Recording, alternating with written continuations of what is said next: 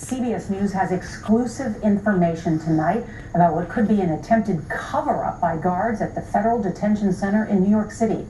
That is where Epstein was being held on sex trafficking charges. The Attorney General today ordered a shakeup at the jail. Our Mola leads our show with this late-breaking reporting. A law enforcement source with knowledge of the investigation tells CBS News that corrections officers may have falsified the reports that they checked on Jeffrey Epstein as required by protocol. Epstein was taken off suicide watch about 1 week after an apparent attempt to hang himself on July 23rd. The source tells CBS News Epstein's cellmate at the Metropolitan Correctional Center posted bail, leaving Epstein alone in his cell last Friday, the day before he died. Another source familiar with the investigation tells CBS News it appears Epstein had been dead 1 to 2 hours before he was found. The Department of Justice announced today that the warden of the federal jail will be reassigned, and 2 prison staffers were placed on administrative leave.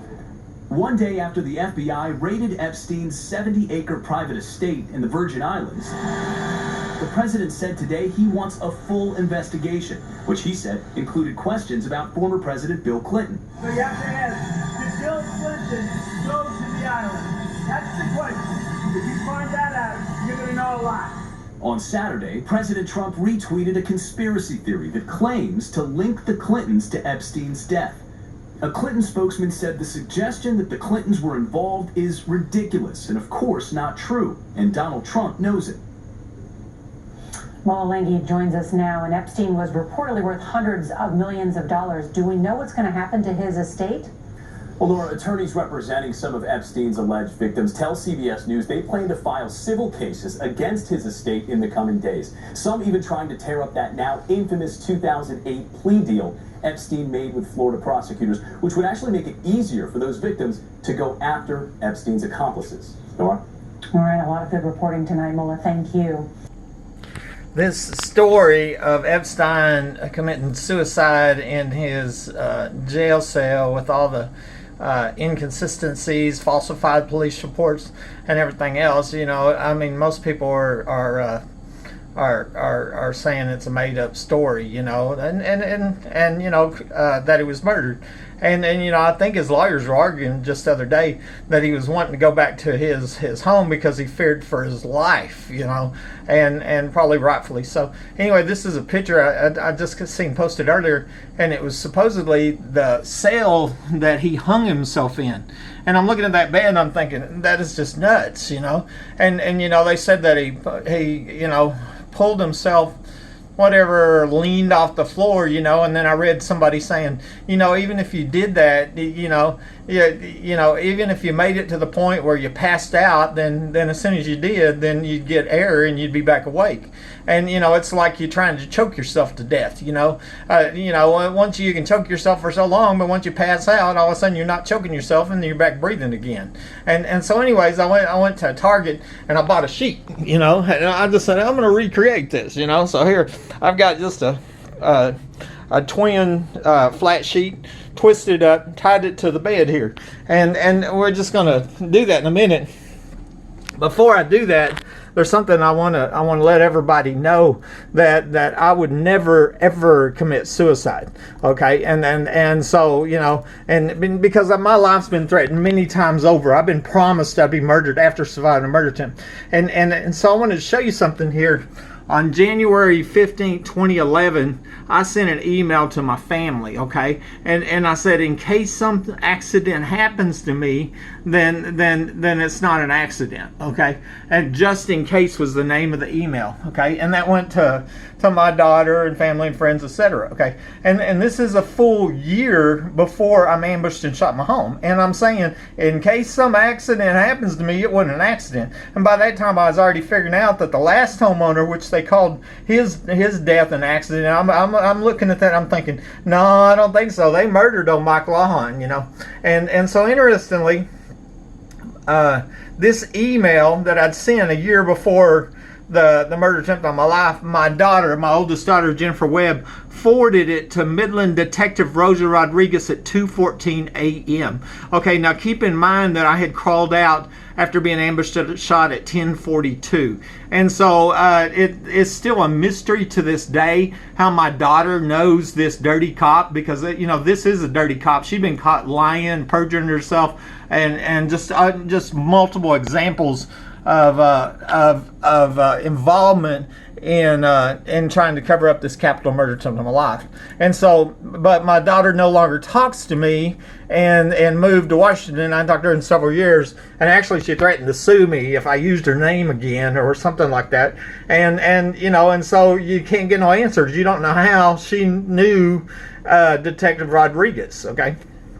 But there was another email that was sent. The only reason I knew this is because of the protective order, and my attorney subpoenaed all police records, and they got turned over because of that subpoena. And so it was 2 years later before I found out that my daughter was emailing the dirty cop just a couple hours after I was ambushed and shot. I'd survived a premeditated for-profit capital murder attempt, and I've long suspected that people in my family were threatened, and this was the daughter, I was told, that had been raped by people in this gang, and so I really concerned that she was threatened too, and maybe that's how she knows Rosa Rodriguez. But anyway, the second email basically was I'd sent earlier in the day of the murder attempt. I'd sent it to my sister-in-law, Mitzi Webb, and this is about 4:25. Remember, I'm crawling out at 10:42 that night. So earlier that day, I sent her this message, this email, and I'm telling her that I had contacted the police department because I figured out people, that my brother, her husband, had lied, and about what happened with my mom's death. I wasn't suspecting anybody in my family would hurt my mom. I come from this real close, loving family. We're all real tight up until somebody tried to murder me. That is, and so I'm just telling her that, hey, but my mom died, and I want answers because I found out that my brother lied to me about my mom's death. And so that was 12 hours before I'm ambushed and shot in my home. Well, then about whatever it is, 12 minutes after I'm crawling out, my sister-in-law, Mitzi, forwards this email over to Jennifer, okay? And then Jennifer turns around and forwards it to dirty cop Rosie Rodriguez, secret police, okay, at 2:02. Remember, I called at 10:42. And, I forgot to mention he has filed some paperwork with the Midland FBI office regarding what he believes happening at his house. And so you can pause that and come back and read that if you want. But anyway, the main thing is here that I want to show you that a year before my phone lines were cut and I was ambushed and shot, I sent an email saying something happens to me, it's not an accident, and it sure won't be suicide. I would never commit suicide. Okay.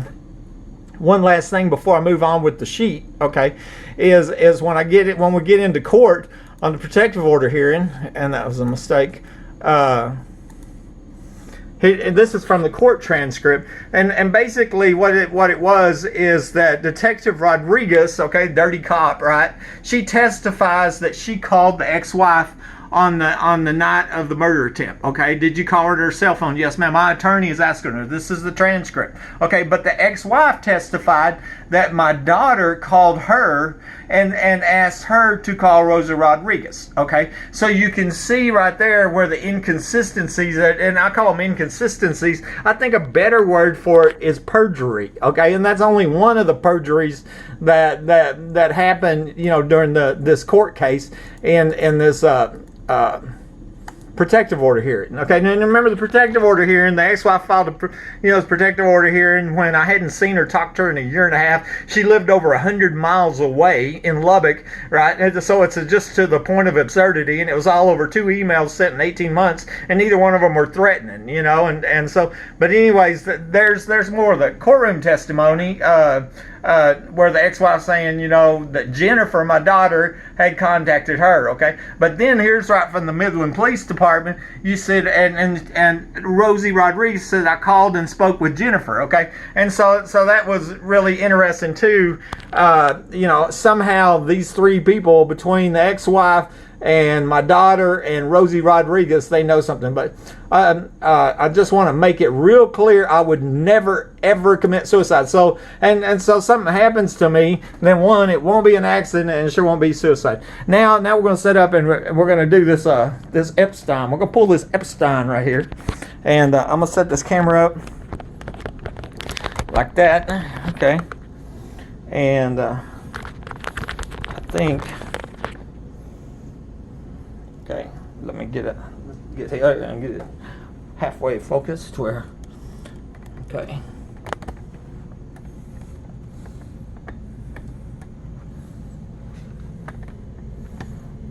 Okay, there you go.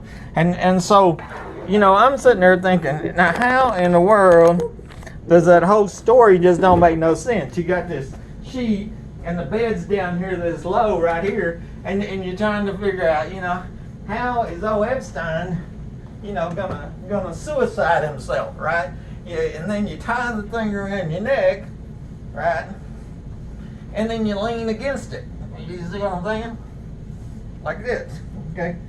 But the problem here is, just like I was saying, it's just like you want to choke yourself to death, right? Oh, choke yourself to death. As soon as you do it, you're off, and then the pressure's off, and you know, that's bull crap. That's what that is. He was murdered. And so, anyways, thought I'd share that with you.